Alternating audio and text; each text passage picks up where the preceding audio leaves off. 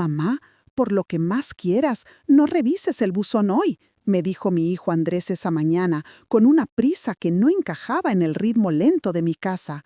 Su mano, todavía en el pomo de la puerta, tenía esa tensión de quien quiere huir de sus propias palabras.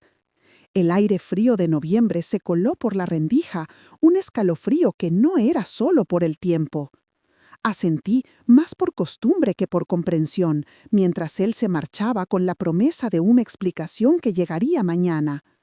Pero el mañana es un lugar muy lejano cuando una semilla de inquietud empieza a germinar en el silencio de una casa vacía. No lo sabía entonces, pero esa advertencia no era un escudo para protegerme, sino la primera grieta en el muro que había construido alrededor de mi vida. Me llamo Graciela Montoya, tengo 68 años y hace 5 que soy la viuda de Ricardo. Vivo en esta casota de piedra del norte, en una de esas aldeas asturianas donde la lluvia fina, el orvallo, parece limpiar las calles pero nunca los secretos. Mi mundo se ha encogido hasta caber entre estas paredes que huelen a leña y a humedad, entre el jardín descuidado y el tic-tac del viejo reloj de pared que mide un tiempo que ya no me pertenece. Desde que Ricardo se fue, mi vida es un ritual silencioso para mantener vivo su recuerdo. Un santuario personal donde cada objeto, cada rincón, habla de él. Y en el centro de todo está Andrés, mi único hijo, mi ancla con un presente que a menudo siento que me queda grande. La ausencia de Ricardo es una herida que aprendí a cuidar como a sus rosales. Cada mañana, después de mi café, limpio el marco de plata de su fotografía favorita, esa donde sonríe con los ojos achinados por el sol de un verano que ya no recuerdo bien. Le hablo en susurros, le cuento las nimiedades del día, como si aún pudiera escucharme desde el otro lado del silencio.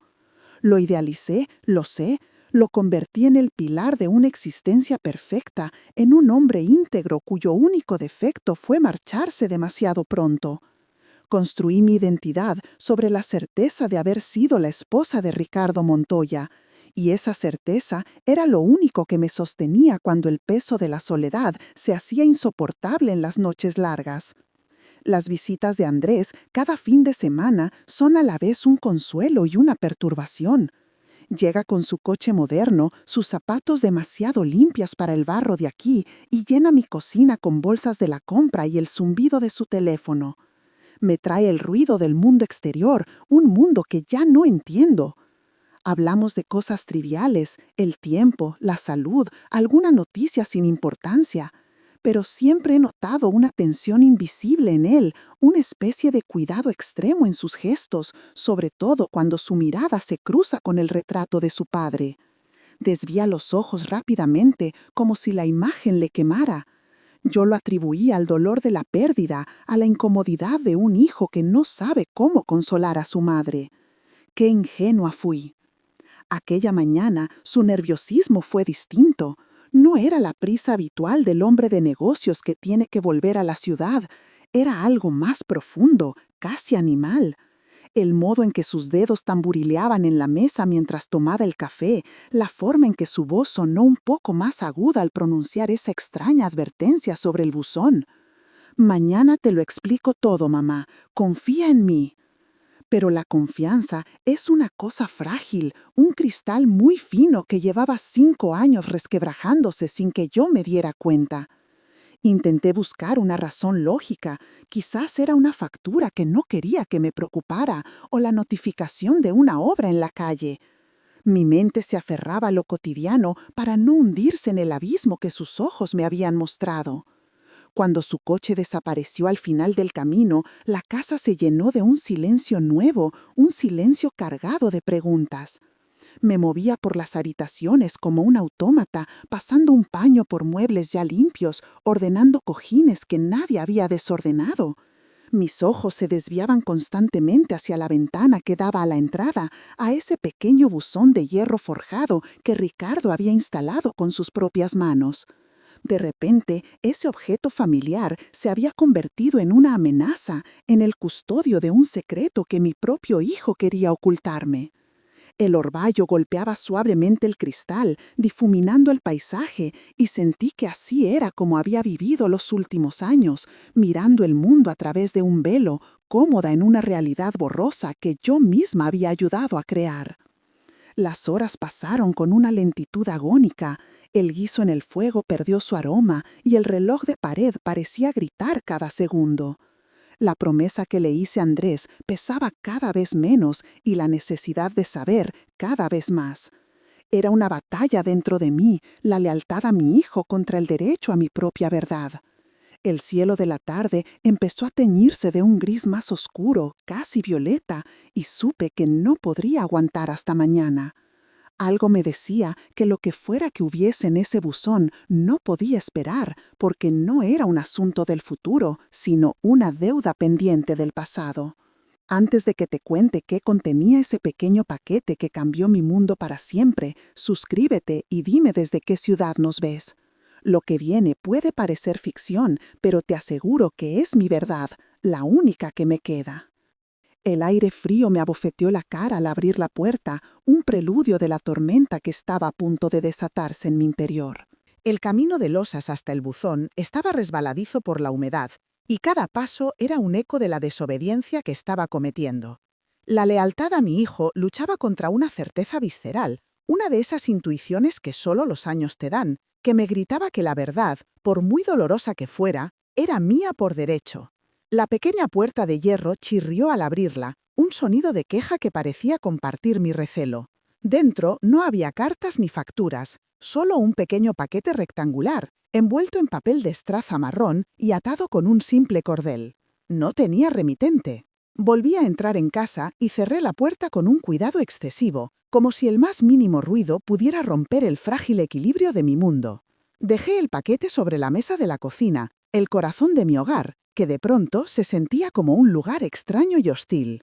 Lo miré durante un largo minuto. Podía tirarlo al fuego, fingir que nunca lo había visto y esperar a la explicación edulcorada de Andrés. Podía elegir la paz del desconocimiento.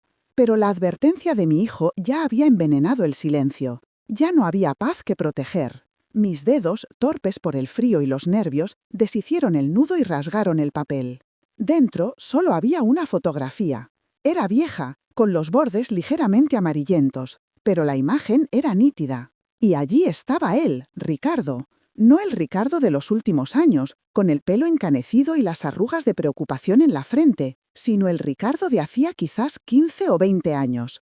Sonreía a la cámara con esa confianza suya que siempre me había desarmado. Un brazo rodeando los hombros de una mujer que yo no había visto en mi vida. Era más joven que yo, con el pelo oscuro y una mirada a la vez tímida y resplandeciente. Y entre ellos, de pie, un niño de unos 7 o 8 años que le devolvía a mi marido una sonrisa casi idéntica, con los mismos ojos claros. El fondo era un parque anónimo, con los árboles de un verano cualquiera. Un universo entero contenido en un trozo de papel brillante.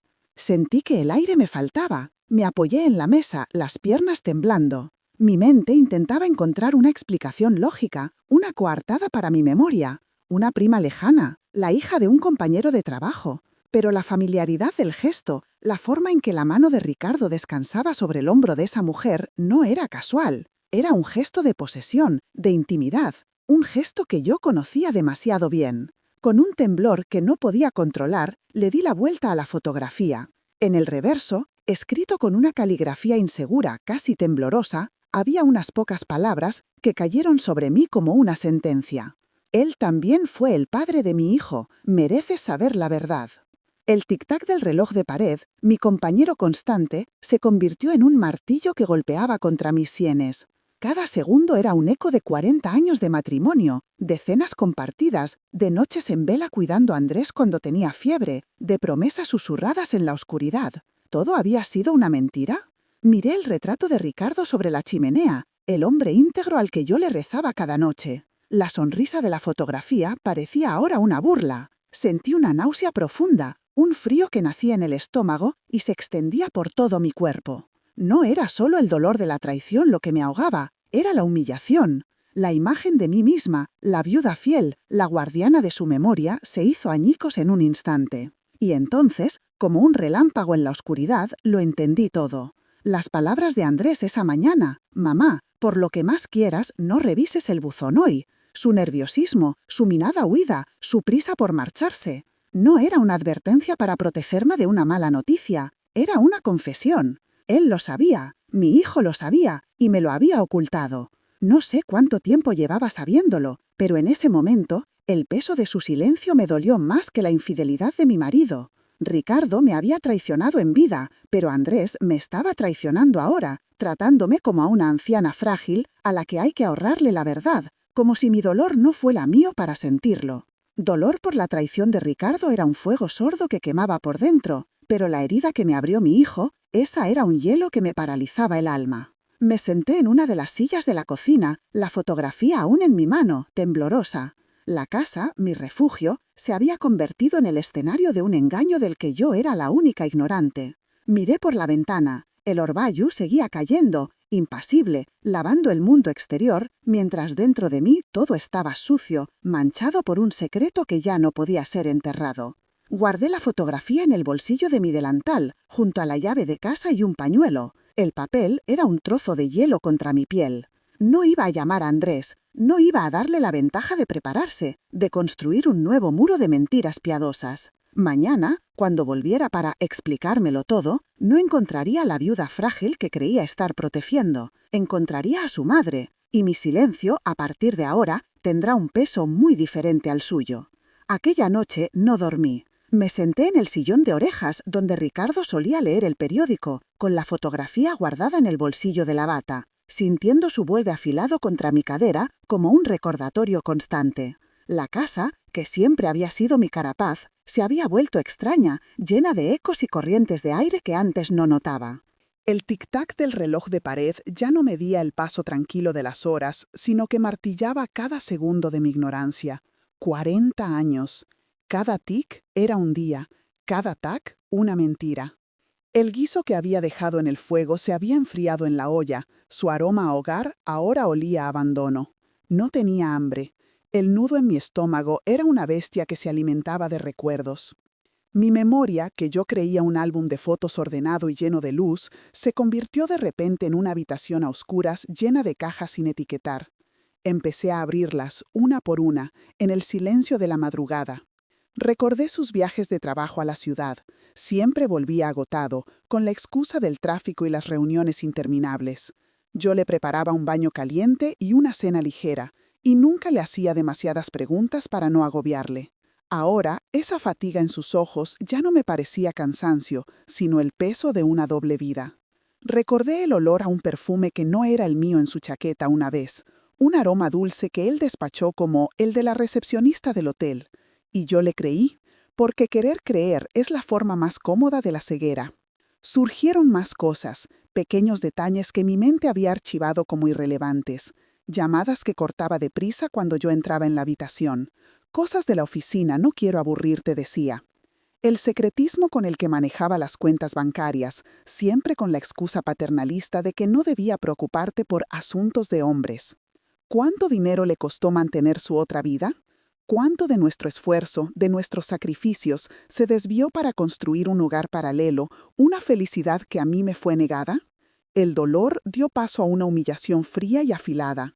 No solo me había engañado, me había subestimado. La imagen de la mujer de la foto volvía una y otra vez. No tenía un rostro malvado. Su mirada era casi tan ingenua como la mía debió de ser. ¿Sabría ella de mi existencia? ¿O también fue una víctima de las medias verdades de Ricardo? ¿Y el niño? Ese niño con los mismos ojos claros de mi marido. Un hermano para Andrés. Un fantasma en nuestra familia perfecta. Sentí una punzada de algo que no era rabia, sino una pena inmensa y compartida, por esas dos mujeres unidas sin saberlo por el mismo hombre, y por esos dos hijos anclados a la misma mentira. Pero el rostro que más me dolía ver en mi mente no era el de Ricardo, ni el de esa mujer, sino el de mi propio hijo, Andrés. Su nerviosismo esa mañana, su falsa preocupación, no intentaba protegerme a mí, sino al recuerdo de su padre, a la reputación de la familia, quizás incluso a su herencia. Decidió por mí, me sentenció a seguir viviendo en un santuario construido sobre cimientos podridos. Me trató como a una anciana senil, una reliquia a la que hay que mantener en una vitrina, a salvo de la verdad, como si la verdad no fuera también mi derecho. Esa traición, la de mi propia sangre, me helaba los huesos más que la infidelidad de un muerto. Me levanté y caminé por la casa a oscuras, rozando los muebles con la punta de los dedos. Cada objeto era un testigo mudo. El marco de plata que yo limpiaba cada mañana, la butaca donde se sentaba, los libros que leía, todo estaba manchado. Mi hogar se había convertido en el escenario de un crimen, y yo era la detective, la víctima y la única jueza. Durante 5 años había sido la guardiana de su memoria, pero ahora entendía que solo había sido la guardiana de una tumba vacía. El amanecer se filtró por las ventanas con una luz gris y acuosa, el color de la verdad sin adornos. La lluvia fina había cesado. Con la primera luz del día me invadió una calma extraña, una lucidez gélida. La pena seguía ahí, instalada en mi pecho como una piedra, pero ya no me paralizaba. Se había transformado en una determinación silenciosa. No iba a esperar a que Andrés viniera a contarme su versión cuidadosamente editada de la historia. No iba a permitir que él controlara el relato de mi propia vida. Yo misma buscaría las respuestas. Necesitaba entender la magnitud del engaño, no para castigar a un muerto, sino para liberarme a mí misma. Y sabía por dónde empezar. En el pequeño despacho de Ricardo, en el cajón inferior de su escritorio de roble, había una caja metálica que él siempre mantenía cerrada con una pequeña llave dorada. «Son papeles viejos del trabajo, un aburrimiento», decía si yo preguntaba. Nunca insistí. Ahora esa caja me llamaba. La llave, por supuesto, no estaba, pero recordé algo. Una tarde de verano, hace muchos años, mientras él creía que yo estaba en el jardín, le vi esconder una copia dentro de un viejo libro de contabilidad en la estantería más alta. Dijo en voz baja, para sí mismo, por si las moscas. La emergencia por fin había llegado. Subí al desván con el paso lento de quien se adentra en un camposanto. El aire allí arriba era denso, olía a madera seca, a papel viejo y a lluvia filtrada por alguna teja rota. Hacía años que no subía, desde que Ricardo y yo guardamos las cosas de la cuna de Andrés. Ahora el lugar era un archivo de mi vida olvidada, y en algún rincón se escondía la llave de la verdad. La estantería más alta crujió bajo el peso de los años. Los lomos de los libros estaban cubiertos por una fina capa de polvo gris, como una mortaja. Recordaba perfectamente el libro, uno de contabilidad, de tapas duras y color granate, un volumen grueso y anónimo que nadie tendría la curiosidad de abrir. Pasé los dedos por los lomos, leyendo los títulos con una concentración febril. Historia de la comarca, Guía de aves del Cantábrico, novelas que Ricardo había leído y releído. Y allí estaba, al fondo, casi oculto. Lo saqué con cuidado, sintiendo su peso inerte en mis manos. El polvo me hizo estornudar, un sonido violento que rompió el silencio sepulcral. Lo abrí sobre una vieja mesa y las páginas, amarillentas y rígidas, pasaron con un susurro quebradizo. Y entonces la vi, pegada con cinta adhesiva en la cara interior de la contraportada, envuelta en un pequeño trozo de plástico para protegerla del tiempo. La llave dorada. Era más pequeña de lo que recordaba, casi insignificante, pero en ese momento sentí que sostenía el peso de 40 años en la palma de mi mano. Bajé las escaleras sin hacer ruido, como una ladrona en mi propia casa. El despacho de Ricardo estaba tal y como él lo había dejado. Su pluma estilográfica en el tintero, una pila de periódicos viejos en una esquina. Era un museo personal que yo había mantenido intacto y ahora iba a profanarlo. Me arrodillé frente al escritorio de roble, el frío de la madera atravesando la tela de mi bata. Introduje la llave en la cerradura de la caja metálica. Giró con un chasquido seco y metálico que resonó en la habitación como un disparo. Por un instante dudé. Aún podía cerrar la caja, devolver la llave a su escondite y esperar la versión de Andrés, la mentira piadosa que sin duda tenía preparada. Pero la mujer que dudó había muerto la noche anterior. Levanté la tapa. El olor a tiempo guardado, una mezcla de tinta y papel aviejado, me golpeó primero. Dentro no había desorden. Todo estaba meticulosamente clasificado, como si Ricardo hubiera preparado ese archivo para un juicio final. En la parte superior, un pequeño fajo de cartas atados con una cinta de seda azul. La caligrafía era femenina, elegante y fluida. No eran las cartas de una amante furtiva, eran las cartas de una vida. Hablaban de los primeros dientes de un niño, de fiebres nocturnas, de la preocupación por una matrícula escolar. Hablaban de un nosotros del que yo nunca había formado parte. Debajo de las cartas había una carpeta de cartón. La abrí con dedos que ya no me temblaban. Estaban helados, pero firmes. Contenía documentos. No eran papeles de trabajo, como él siempre había dicho. Eran los recibos de las mensualidades de un colegio privado en la ciudad, uno de los más caros. 12 años de recibos, ordenados cronológicamente. 12 años de educación para un niño llamado Daniel. El pagador, Ricardo Montoya. También había una póliza de un seguro de vida a mi nombre, sí, pero junto a ella otra de menor cuantía, cuyo único beneficiario era ese mismo niño, Daniel. El aire se volvió denso, difícil de respirar. Me senté en el suelo, con los papeles esparcidos a mi alrededor. La traición ya no era una imagen borrosa en una fotografía. Ahora tenía un nombre, una cronología, un coste económico. No fue un desliz, una aventura pasajera. Fue una segunda vida, construida con la misma minuciosidad con la que había construido la nuestra. Había pagado la educación de su otro hijo con el dinero que yo ahorraba en la compra, con las vacaciones a las que renunciábamos por apretarnos el cinturón. La humillación era un ácido que me quemaba por dentro. En el fondo de la caja, debajo de todo, encontré una última fotografía, mucho más pequeña. Era solo el niño, Daniel, de unos 18 años, vestido con un traje para lo que parecía una graduación. Sonreía a la cámara y en su sonrisa estaba la de Ricardo. En sus ojos claros, la misma chispa. Era innegable, era su hijo. Y en esa imagen no había rastro de la mujer. Solo un chico que miraba al futuro, un futuro que mi marido se había encargado de asegurar. Recogí cada papel, cada carta, cada recibo y los coloqué sobre la mesa del despacho. No con rabia, sino con la precisión de un forense que prepara las pruebas de un crimen. La fotografía que recibí ayer, las cartas, los recibos del colegio, la póliza de seguro, la imagen de ese muchacho, un rompecabezas completo de una vida que me había sido robada. Mi plan cambió. Ya no iba a esperar a Andrés para que me contara su historia. Iba a esperar a Andrés para que me explicara por qué había decidido ser cómplice de esta farsa. El teléfono sonó a media mañana, su timbrazo estridente rasgando el nuevo silencio de la casa. Era él. Su voz sonaba falsamente jovial, el tono que usaba cuando quería asegurarse de que todo estaba en orden, de que su pequeño y frágil mundo seguía intacto.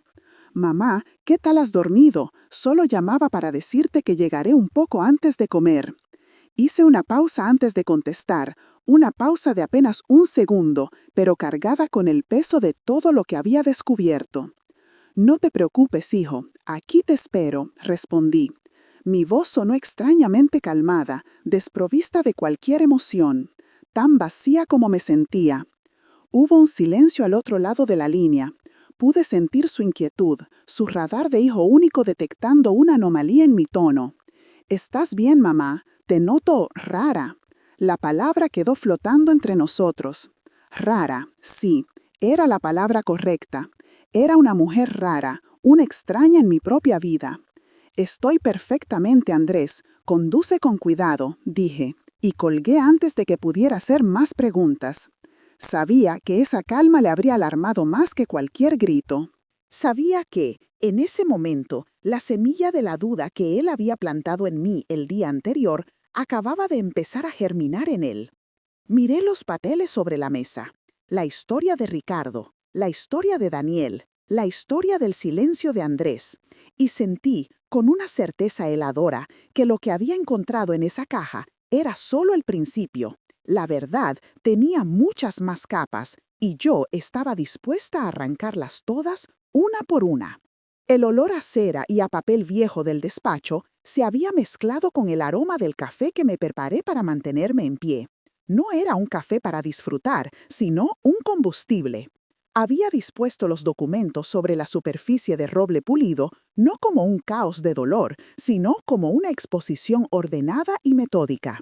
La fotografía a un lado, las cartas en un fajo, los recibos del colegio en una pila y las pólizas de seguro una junto a la otra.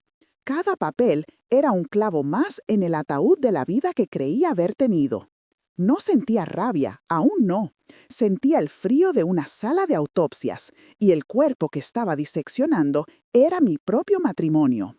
Esperé, escuchando el tic-tac del reloj que ahora sonaba como una cuenta atrás. El ruido de las ruedas del coche de Andrés sobre la gravilla del camino fue el primer sonido del mundo real que penetró en mi burbuja de silencio. Oí la puerta cerrarse, sus pasos decididos hacia la entrada. Entró con una sonrisa ensayada y una bolsa de croissants recién hechos, un soborno de normalidad. «Mamá, he traído el desayuno», dijo, su voz demasiado alta para la quietud de la casa. Sus ojos me buscaron, intentando leer en mi rostro la confirmación de que su mentira seguía a salvo. Pero encontró algo que no esperaba, una calma de superficie lisa sobre un mar profundo y oscuro. «Deja eso en la cocina, Andrés. Ven conmigo un momento», le dije, mi voz sonando como la de una extraña. No esperé su respuesta. Me di la vuelta y caminé hacia el despacho. El crujido de la madera bajo nuestros pies era el único sonido, un lamento que acompañaba cada uno de mis pasos. Él me siguió, su inquietud creciendo con cada metro que nos acercábamos a la puerta entreabierta. Cuando entramos, se detuvo en seco. Su mirada voló de mi rostro a la mesa, y allí se quedó, anclada en la caligrafía de su padre, en los recibos, en la prueba irrefutable de su propio silencio. El color abandonó su rostro, dejándole una palidez cerosa. No grité, no lloré, simplemente señalé la mesa. «Tu padre me mintió durante 20 años», dije, «y cada palabra era una piedra. ¿Cuánto tiempo llevas mintiéndome tú?» Se derrumbó, no físicamente, sino por dentro. Lo vi en sus hombros, que se hundieron como si de pronto llevaran todo el peso del mundo. Se pasó una mano por el pelo, un gesto nervioso que le había visto hacer desde niño. «Lo encontré todo después del funeral», confesó en un susurro ronco. «Mientras ordenaba sus cosas, pensé que te destrozaría, mamá, que no lo soportarías». «¿Así que decidiste por mí?», pregunté, sin inflexión en la voz. «¿Decidiste que era mejor para mí vivir en una mentira?». Él asintió, incapaz de mirarme a los ojos. «No era solo por ti, mamá. Era por el buen nombre, mamá, por todo lo que papá construyó, por el respeto de la gente del pueblo». Y entonces lo entendí. No me había protegido a mí, había protegido una fachada, una herencia de apariencias. El dolor de esa revelación fue más agudo, más personal. La traición de mi marido era la de un extraño. La de mi hijo era una daga clavada por la mano que yo misma había enseñado a sostener. Pero la cascada de la verdad no se había detenido ahí. Había una capa más profunda y sucia. «Hay más, ¿verdad?», insistí. Mi calma convirtiéndose en una fuerza que le obligaba a seguir. Volvió a sentir, esta vez con una especie de alivio miserable, el de quien por fin puede soltar una carga demasiado pesada. No era solo la infidelidad, mamá, ni siquiera el dinero del colegio. Papá estaba al borde de la quiebra cuando murió. Había hecho malas inversiones, tenía deudas. Llevaba años desviando dinero de la empresa familiar, no solo para mantener a ellos, sino para tapar agujeros. Nos dejó una herencia de deudas disfrazada de reputación. El aire se escapó de mis pulmones. El hombre íntegro, el pilar de nuestra vida, no solo había sido un adúltero, sino un irresponsable que había jugado con el futuro de todos. Todos los sacrificios que habíamos hecho, las vacaciones canceladas, el coche que nunca cambiamos, no habían sido por prudencia, sino para mantener a flote un barco que ya se hundía. Y mi hijo lo sabía. Había estado luchando solo, en silencio, para salvar los restos del naufragio, perpetuando la mentira de la prosperidad familiar mientras me mantenía a mí en la ignorancia, como a una niña. En ese momento, algo cambió dentro de mí. La viuda frágil y engañada murió definitivamente, y en su lugar nació una mujer a la que le habían robado todo menos la dignidad. Y a esa dignidad me aferré. Miré a mi hijo, que ahora sollozaba en silencio, y por primera vez no sentí el impulso de consolarle. «Necesito saber quién es ella», dije, mi voz firme. Andrés levantó la cabeza, el pánico en sus ojos enrojecidos. «Mamá, no, ¿para qué? Te hará más daño. Déjalo estar, por favor. Ya está hecho». Pero sus súplicas ya no tenían poder sobre mí. Su protección se había revelado como una jaula. «No es por él, Andrés. Ya no se trata de tu padre, se trata de mí». Necesito mirar a esa mujer a los ojos y entender. Necesito saber qué parte de mi vida fue real. Le había quitado el control. Durante 5 años, él había manejado los hilos de este secreto, pero la marioneta acababa de cortar sus propias cuerdas. Justo entonces, el teléfono del pasillo sonó. Su timbre antiguo y metálico, una intrusión violenta en la tensión del despacho. Ninguno de los dos se movió. Dejé que sonara 3, 4 veces. Finalmente, con un suspiro, me levanté y fui a contestar. Era Marisa, la mujer del alcalde, preguntando por mi colaboración en la comida benéfica anual del pueblo. Hablaba de manteles, de donaciones, del prestigio de los Montoya, siempre apoyando las buenas causas. Mientras le respondía con monosílabos amables, mi mirada se encontró con la de Andrés en el umbral del despacho. En sus ojos vi el reflejo de la farsa que era nuestra vida. Colgué el teléfono con una cortesía helada. La decisión ya estaba tomada. Esa noche entendí que ya no había vuelta atrás. Estoy a punto de contarte lo que descubrí en la mirada de mi hijo, pero antes, si has llegado hasta aquí, suscríbete. Lo que vas a escuchar ahora no es solo el final de un secreto, sino el principio de una vida que no sabía que me correspondía. La cocina, que siempre había sido el corazón caliente de la casa, se había convertido en una sala de interrogatorios helada. La luz gris de la mañana de noviembre entraba por la ventana y caía sobre los papeles esparcidos en la mesa de madera, iluminándolos con una claridad cruel. Eran las pruebas de una vida que no era la mía, la evidencia de un amor que no me pertenecía. Andrés estaba sentado frente a mí, con los codos apoyados en la mesa y la cabeza entre las manos. Ya no intentaba defenderse. El peso de 5 años de silencio le había quebrado por dentro. El olor a café frío y a mentiras viejas lo impregnaba todo. No levanté la voz, no había necesidad. El silencio que se había instalado entre nosotros gritaba más que cualquier reproche. Cogí la fotografía, la del hombre sonriente con su otra familia, y la deslicé sobre la mesa hasta que quedó justo delante de él. «Mírala, Andrés», le dije, y mi voz sonó serena, casi metálica. «Míralos. ¿Sabes lo que veo yo? No veo a una amante, ni a un bastardo. Veo a una mujer que probablemente fue engañada como yo y a un niño inocente, víctimas de tu padre, igual que nosotros». Él no levantó la vista. «Mamá, por favor». «No», le interrumpí, y esta vez mi voz se endureció, pero sin perder la calma. «Ya no se trata de él. Él está muerto. Se trata de ti y de mí. Se trata de lo que hiciste tú». Me incliné hacia adelante, obligándolo a sentir mi presencia, mi dolor. Durante 5 años, cada mañana he limpiado el marco de plata de su retrato. Le he hablado. He cuidado su memoria como si fuera un tesoro sagrado. Y tú lo sabías. Cada vez que me veías hacerlo, cada vez que asentías a mis recuerdos, me estabas mintiendo en la cara. Fue entonces cuando se rompió. Levantó la cabeza y sus ojos, los mismos ojos claros de su padre, estaban inundados en lágrimas de vergüenza. «No era solo por protegerte», confesó, la voz rota. «Era por mí, era por cobardía». La verdad, al fin, desnuda y miserable. Cuando murió y encontré todo esto, el mundo se me vino encima. No era solo la infidelidad, eran las deudas, el desfalco en la empresa que él mismo fundó. El gran Ricardo Montoya, el hombre respetado por todo el pueblo, era un fraude. Y yo Yo soy su hijo.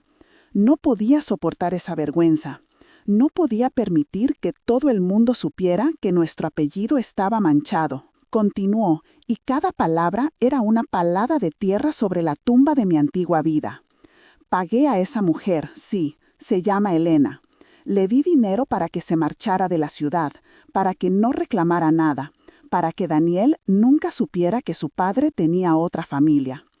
No lo hice por generosidad, lo hice para comprar su silencio, para proteger mi herencia, lo poco que quedaba, y el nombre de la familia. Te mantuve en la ignorancia porque tu dolor, tu decepción, hubieran sido el espejo de mi propia vergüenza.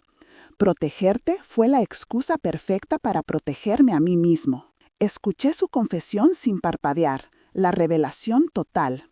No era un hijo protector, era un hombre asustado, un cobarde que había elegido la mentira por orgullo. La imagen idealizada de mi hijo se desmoronó junto a la de mi marido. Me sentí completamente sola, como nunca antes en mi vida. Una soledad tan vasta y profunda como el océano que rugía a pocos kilómetros de nuestra casa. Pero en medio de esa desolación sentí algo más, una extraña liberación. La verdad, por horrible que fuera, me había devuelto el suelo bajo los pies. Ya no flotaba en un mar de recuerdos falsos. Me levanté de la silla y empecé a recoger los papeles de la mesa, uno por uno. Mis movimientos eran lentos, deliberados. No con la furia de quien destruye, sino con el cuidado de quien archiva un caso cerrado. Andrés me miraba, esperando un veredicto, un grito, una bofetada. Pero no le di nada de eso. Cuando tuve todos los documentos en mis manos, me detuve y le miré fijamente a los ojos. «Tu padre me robó la verdad de mi vida», le dije, y mi voz era un susurro que llenó toda la cocina. «Pero tú, hijo, me robaste algo más importante. Me robaste el derecho a mi propio dolor. Decidiste por mí cómo debía sentir, qué debía saber, cómo debía recordar. Y ese es un perdón mucho más difícil de dar». Vi en su rostro que había entendido. Había entendido que la confianza entre nosotros, ese hilo invisible y fuerte que nos había unido durante toda su vida, se había roto para siempre. El amor seguiría ahí, supongo, porque el amor de una madre es una costumbre extraña y resistente. Pero sería un amor distinto, un amor con cicatrices, un amor que ya no podría volver a ser ciego. Salí de la cocina sin decir una palabra más, con la caja de la verdad de Ricardo bajo el brazo.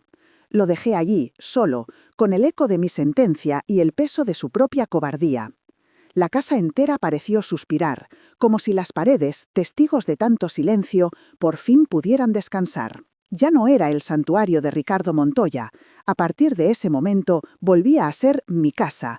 Y yo ya no era su viuda, era Graciela. Simplemente Graciela. Y Graciela tenía algo que hacer. La verdad estaba sobre la mesa, sí, pero la justicia aún no.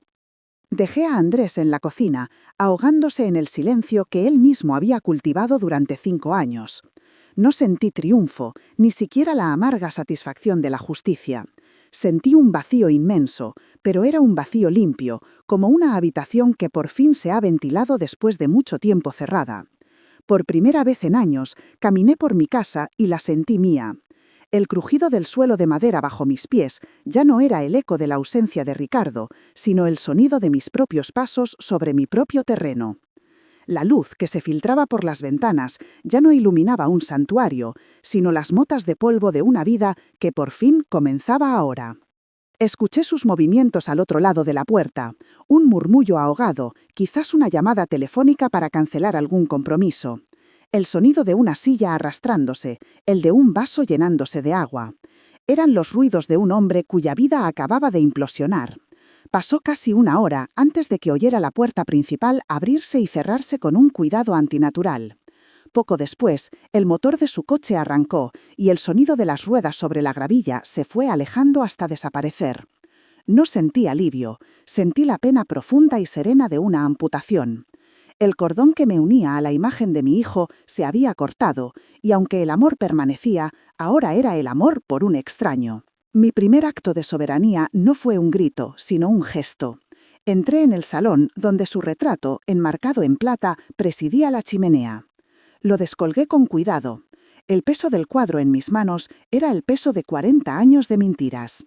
Miré el rostro sonriente de aquel hombre, buscando un rastro de la verdad, un atisbo del impostor que se escondía tras sus ojos. No encontré nada. Era solo un hombre, un desconocido. No rompí el cristal ni rasgué el lienzo. Simplemente lo llevé al desván, a esa habitación de los recuerdos muertos, y lo apoyé contra una pared de cara a la oscuridad. Al bajar, el salón parecía más grande, más luminoso. Los días que siguieron fueron extraños. El pueblo, con sus ojos y oídos en cada esquina, notó el cambio. Ya no era la viuda de Ricardo Montoya, una figura pública de luto perpetuo. Me convertí simplemente en Graciela, una mujer que iba al mercado con la cabeza alta, pero con una nueva distancia en la mirada. Las conversaciones se volvieron más cortas, más cautelosas. Marisa, la mujer del alcalde, dejó de llamarme para sus obras de caridad. La gente no sabía qué había pasado, pero el instinto de los pueblos pequeños es infalible. Sabían que la fachada de los Montoya se había agrietado y nadie se acerca demasiado a los muros que amenazan con derrumbarse. Andrés volvió a la semana siguiente. No fue una visita, fue una formalidad. Trajo la compra, preguntó por mi salud con una cortesía helada y se sentó en el borde de una silla de la cocina como un visitante incómodo. No hablamos de lo ocurrido. No había nada más que decir. El aire entre nosotros estaba lleno de las palabras que nunca se pronunciarían, de los perdones que nunca se pedirían. Se marchó antes de una hora. Su castigo no era mi odio, sino mi indiferencia. Su vergüenza era un muro que él mismo había levantado entre nosotros. En la soledad de las tardes pensaba en ellos, en Elena y en Daniel. Revisé los papeles de la caja y encontré una dirección antigua en la ciudad. No sentía rencor hacia ellos, sino una extraña hermandad. Éramos las dos caras de la misma moneda falsa que Ricardo había puesto en circulación. Me imaginaba a Elena luchando sola para criar a un hijo, aceptando el dinero de Andrés no como un soborno, sino como la única justicia que podría obtener.